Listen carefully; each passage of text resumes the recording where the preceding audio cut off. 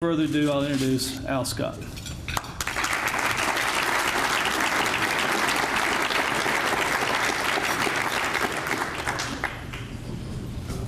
Thank you, Mark. I shared that honor with Johnny Isakson. He and I both were on the style cover of the Atlanta paper as the two best dressed members of the state legislature. And I don't, and to this day, I don't know what brought us together, but besides our service in the legislature, but Johnny and I remain personal friends on first-name basis, and really that's what politics will do for you. Mark, thanks for the introduction. It's a pleasure to be back with one of the oldest Rotary clubs in America. And I congratulate you all on being able to celebrate your 100th birthday next year. And I hope I'm invited back to participate in that occasion. When I look out here, I haven't been to this Rotary in over 20 years. We were across the hall here at the last meeting. I was in the state senate, and Tom Dillon was responsible for speakers. And Tom has been deceased now for almost 6 years. And he invited me to talk about the legislature and to sort of do a wrap-up on what had just transpired in the legislature. And of course, Mark mentioned some of the things I've been involved in the community over a long period of time. And Mark and I were just musing and talking prior to getting started, since I got here a little early, and he was asking me about a story of my grandmother and I hunting alligators along the Ebenezer Creek, and he wanted a lot more details than I wanted to share. He wanted to know, what did you do with the gators, what did you do with the hide, what did you do with the meat, and everything else. But those were some very good years that I spent with my grandmother. And one thing that I learned from her is that relationships are important. And she, in the 40s, and I'm talking the time that we hunt alligators was in the 50s, and she was a sharecropper at Effingham, and her relationship with the sheriff and everybody down there was impressive to what I can remember, because not only did she hunt alligator along the Ebenezer Creek, she also made moonshine along the Ebenezer Creek. And if you were making moonshine back in those days, you really had to have relationships. But that's one of the things I learned from her. And then when I look out in this audience, you know, I have what I refer to as my generational friends. I know Tom Coleman is a member of this Rotary. And I became very good friends with Tom and Mary. Well, John Coleman, rather, is a member of this Rotary, and I became very good friends with Tom and Mary years ago, back in the early 70s, and we remained friends.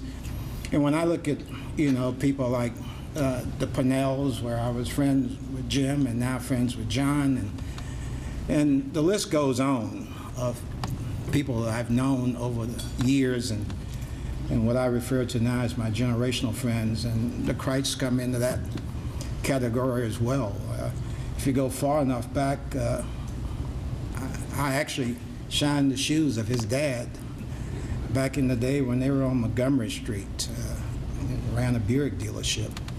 So it's the ties that sort of bind you. And then politics too is so important when you think about how politics bring you together. For instance, Mark was on the other side in my election, and then one of the people I was running against sitting right here, and he and I are friends. I was friends with his daddy long before I ever knew him. That's another example of a generational friend. Ed, it's good to see you. And it's a pleasure to be here. I'm not going to spend a lot of time talking to you today. I want to just sort of share with you my first 6 months or 7 months impression, and I'm happy to see, Dr. Dozier, that I'm not the only one who have to have a 6-month orientation.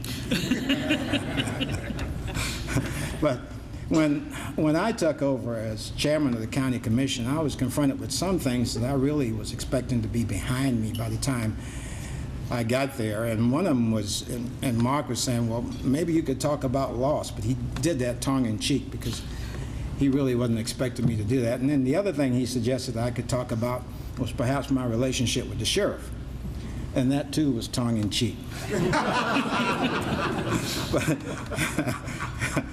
But I got there, and we were right smack dab and had made no progress, really, on the local option sales tax negotiation, and it was, in fact, heading to court. And you don't realize how that can consume you, but I was in the position where we really couldn't start talking about budgets until we could realize how much money that we could realize from the local option sales tax before you could set your budget. And then I had a list of things I wanted to do when I took office, including starting an immediate search for a replacement for the county manager who's retiring next year. That was put on hold, and so a lot of my first quarter objectives were put aside so we could address that. In the final analysis, it made no sense to go to court. There were no winners. When you really look at it, the county netted $1.5 million, regardless of how much money the city said they lost. Because in that agreement, we also agreed to give up a lot of stuff that the city was paying. And one of it was inmate reimbursement. You invoiced them. They argued about the account. You couldn't collect the money. So in negotiation, I just decided just to include that in the loss negotiation. So we would no longer have to invoice the city, and they would no longer have to reimburse us for inmate services. So we got lost behind us, and then the first thing was staring at me was putting together a budget for fiscal year 14. And the county shares the state fiscal year, not the city. And that's the reason loss played such a critical part of it. It's because we were looking at a fiscal year ending in June 30th, and they were looking at a fiscal year ending in December 31st. And though when we got into the budget, and most of you may not know this, but the sheriff department consists of about 37 to 38% of all county funds. All of your tax dollars is really the sheriff and the retention center. It takes up about 38% of the budget. So the only way that you could ever get any sort of control on the budget is that you have to get a control on the sheriff's department. Now, here's what makes counties so inherently difficult to manage when you compare it to cities. In a city, the only department head that you really have to worry about is the police chief. And if you notice, the only department head you ever read about when you read about any conflict with a department head and the city manager is, in fact, the police chief. That's it. But when you start dealing with county government, you've got elected constitutional officers, and I see a judge sitting in the back, but you've got the Superior Court judge, which is the highest trial court in the state. You've got state court judges, probate judges, right on down the list. You got a DA, you got an elected sheriff, elected tax commissioner, an elected coroner, and an elected county surveyor that nobody sees or hear from. So when you put that together, you've got elected constitutional department heads, and they all go to the county manager and try to negotiate or work out a budget. And then the county manager takes that budget and brings it to the members of the commission, and here you have staff recommendation, and Eddie knows this from his service there. But then you've got the staff recommendation for a budget, and you can do one of two things: vote it up or vote it down. Well, this year we elected not to do either. We decided that we would go through the budget and look at where we could make cuts. And for the most part, county employee positions have been frozen outside of the sheriff's office for months. So that's not a trigger that you could pull to save money. So when we look at it, right before we got there, the commission had approved 52 new positions for the sheriff's department. And the initial funding came out of the contingency fund or emergency fund or whatever you want to refer to it as, but it was reserve funding. And so those positions had to be rolled into the budget for the fiscal year coming. And so the sheriff had a request of 96 new positions. And so that had to be taken into consideration. So it took a lot of backwards and forth and give and take between the sheriff's office and myself, because this may be the first time, but you had the staff recommendation and then you had the chairman's recommendation for a budget. And we ended up adopting the chairman's recommendation for a budget. And it was a severely scaled back version of what the sheriff was requesting. And I say this is that if you're going to get a handle on costs, you have to get a handle on jail expenditures whenever you got a department consuming almost 40% of all resources. Now, that doesn't mean that there's a lot of friction between the sheriff and I. At least I don't feel it. I'm sure there may be some conversations about me at the sheriff's department when I'm not there. And it reminds me something my grandmother says, and my grandmother says, you never know what somebody really thinks about you until you hear what they say when you're not there. That means you never really know because you can't hear it. Now, you can have hearsay accounts of it, but you really never hear it yourself. But anyway, it's a pleasure to do what I've been elected to do, and I'm committed to trimming the budget even further. You may have read something recently in that document that Mike's put out that we were rebidding the health care contract at the jail. And in looking for ways to cut costs, we are going to rebid that because health care is one of the most expensive things that we have going, both for county employees and at the jail for inmate services. And when I got there, I started looking at what we were paying for health care, and I discovered that the current provider wasn't following the most recent of state laws, which simply state that a provider to inmate health care cannot charge a county or a city any more than the Medicare or Medicaid billing rates. And so when I called a hand on that, we were being, in my opinion, overcharged. And so we put the contract out for bid. And nothing moves fast in the county, by the way. And this request to put it out for bid was made at the end of the first quarter, when we really got to looking at the budget. And we will probably have a new provider in place, hopefully within the next 30 days. So things do move slowly. And I mentioned Russ Abel intentions to retire. We went out, it was my intentions to hire a search firm in the first quarter. We finally got that search firm on board in the second quarter. They're out looking for a new county manager, hopefully as we speak. And I'm looking forward to sometime in the fourth quarter that they will narrow the list down, that we can actually start the interviewing process and then actually publish the candidate's name once we get down to 3 or 4 finalists. It's been tough sledding because something else I didn't anticipate. Durham, North Carolina is out looking for a county manager at the same time we're looking at a county manager. We're at 276,418, and they're at 279,379. We're almost identical in size, although the counties are so different.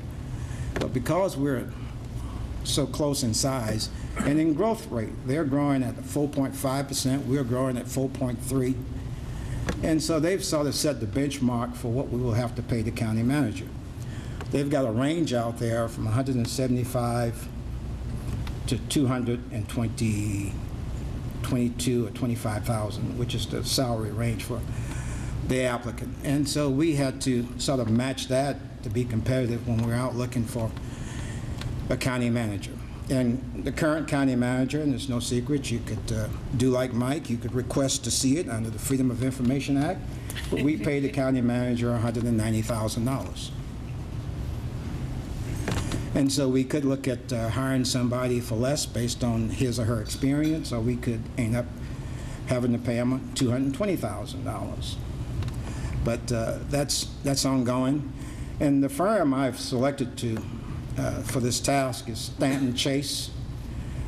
They are not a firm that's known for county exec searches, but they are the firm that I used when we hired Curtis Forts at the Georgia Ports Authority, and I was impressed with that search.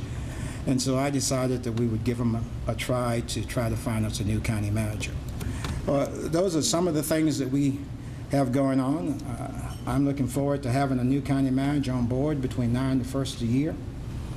And then after that, we're going to take on some new challenges. I want to go to a zero-based budget in the county judge, and I know that's going to be difficult, but what we're going to do is zero out everybody and start over. We may not be able to do it all at once. We may take it department by department. It might take us 2 or 3 years to get there. But we are going to make every department justify their services and activities. Now, that's tough to do when you got elected department heads. Some things are given when you get to the judicial branch. Unless we think that they're overstaffed, they'll have to justify positions. But we're going to go through every department and zero them out and start over. That's going to be time consuming, and we recognize it. One of the things that I talked about is coming up with a strategic plan, and Tom over at MPC said, well, we have great planning, and we do. We have perhaps one of the best land use plans in the state, but land use planning is not strategic planning. And so we're going to undertake, when the new county manager's on board, I didn't see any sense in starting this process with a county manager who's leaving, who can buy into anything when you don't have to manage it. So we're going to embark on a strategic plan for the county with all stakeholders. We will try to bring in all the municipalities, all 8 of them, and see if we can get one vision of what this county should look like in the future, and hopefully obligate ourselves to some real goals and changes in this county going forward. And those are some of the things that we have before us. And that's going to conclude my comments, because I really want to leave time for you to be able to ask some questions, or so we can have a dialogue. So thank you, and I look forward to your questions.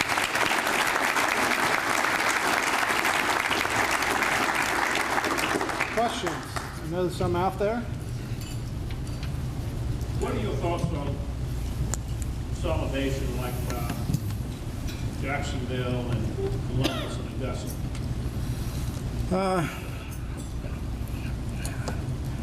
You know, when I served in the legislature, when I was not working on things like the Child Abuse Trust Fund with Becky Cheatham down here, I used to think about consolidation a lot.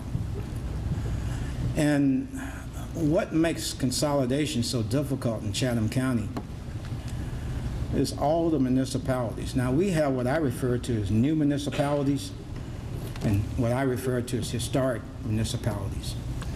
Under the new municipalities are places like Garden City, for instance, Port Wentwood, Pooler. And that's not to knock them, but they are new municipalities in the scheme of things. And then you got the historic municipalities like Savannah, Tybee. And the only way you could consolidate is that you would have to have a role for all those small municipalities. I thought if we ever got to true police consolidation, that the rest of it would be easy, and we haven't gotten there. What you have is a joint police force between, you eliminated the Chatham County Police Department, and you combined it with the city of Savannah, okay? And then you still have Thunderbolt with a police department, Tybee with a police department, Garden City with a police department, Pooler, Port Wentworth, Bloomingdale. and they're all revenue generators. If we could somehow get them to give up that, even under some distribution of funds collected from fines, you would be well on your way of consolidating. But until you can do that, it's next to impossible. Now, I think there are some obvious services that should be consolidated. For instance, we have an excellent Chatham County Emergency Management Agency. It makes no sense for other cities to have an emergency management agency. They could have someone reporting up to that agency so everybody is tied in, but that's a duplication that you really don't need, and we have that going on. I would love to see a one-stop permitting. If you wanted to build something, it wouldn't make any difference where you build it at in the county. You would have to comply with the same set of standards. And those are enterprise operations for some municipalities, but the dollars could follow wherever the permit was issued. So you could get around that if they would just give up a little bit of turf and not try to protect every inch of turf that they have. But I'm not opposed to consolidation. I hope that answers you. Yes, sir. Larry? Looking at what's happening in some other places like Chicago, Detroit, state of California, is the pension system, the defined benefit pension system that is really, in case Detroit pushing them into bankruptcy. Is there any consideration of getting rid of that overhanging liability and going to away from a defined benefit, defined contribution system? You know, when I was a full-time state employee, when I was labor commissioner, you have what they referred to as deferred comp, which is a savings, sort of like a 401k, it's 401(k), but there was no match. And we're prohibited from matching. So it's tough to get there unless we could make some changes at the state level. Our local system on the county side is in pretty good shape, but we had something that was really impacting it, and we've already addressed it. And we may need to make more changes. And I don't want to I don't want anyone to think I'm knocking law enforcement. But at the Sheriff Department, everybody out there are county employees, with the exception of the sheriff. Everybody out there is county employees. Every patrol car you see is a county vehicle, and there are county employees. They had a situation where they could qualify for full benefits after 5 years, including health care and medical, and they could leave with full retirement at age 55 under the old Law Enforcement Act. We just recently changed that to 62 for all new hirees, and you have to be there for at least 10 years to be vested for all benefits. We just made that change at the beginning of the second quarter. And that was made to look out of what we needed to do going forward to try to keep our system sound. We are also looking at the possibility of following the old Union Camp, and to some extent what they're doing out of Colonial Hall, and that's opening up a employee health care clinic to really get a handle on costs, and especially prescription drugs, and to stop people from self-deferring themselves to specialists. And that's really what we hope to accomplish with that clinic, but we're heading in that direction. As you know, in the county, we pay for our own trash services. Has there been any thought or suggestion that instead of imposing the dry trash collection fee, that maybe we could just contract for that with our own already existing trash? Yeah. The question is in reference to the 87,000 people who live in the unincorporated area of Chatham County who pay a fee for dry trash pickup. And should we incorporate that with your contract service, is what you're saying, whoever you have a contract with. One of the things that I've kicked around, and I'm thinking in terms of putting it on as a ballot question going forward in the unincorporated area, to see if I can get a handle on what is the unincorporated area of Chatham County really want to have in terms of service, besides the public safety and recreations aspects of things. Do you want recycling, for instance? And if so, are you willing to pay for it? Do you think that the county ought to be responsible for providing some of the services that some people refer to as municipal services, such as garbage collection, fire protection? Because I really think that there could be some savings to consumers if the county was to contract that service and was to bill everybody at probably less than what they're currently paying for those services, because you could solicit and have so many participants, and it would be a savings. But I don't know if everyone out there really want to move in that direction, so I'm thinking about putting it on a ballot. I don't want to force services on people that they don't want to pay for. I understand they don't like to pay taxes, and neither do I. Other questions?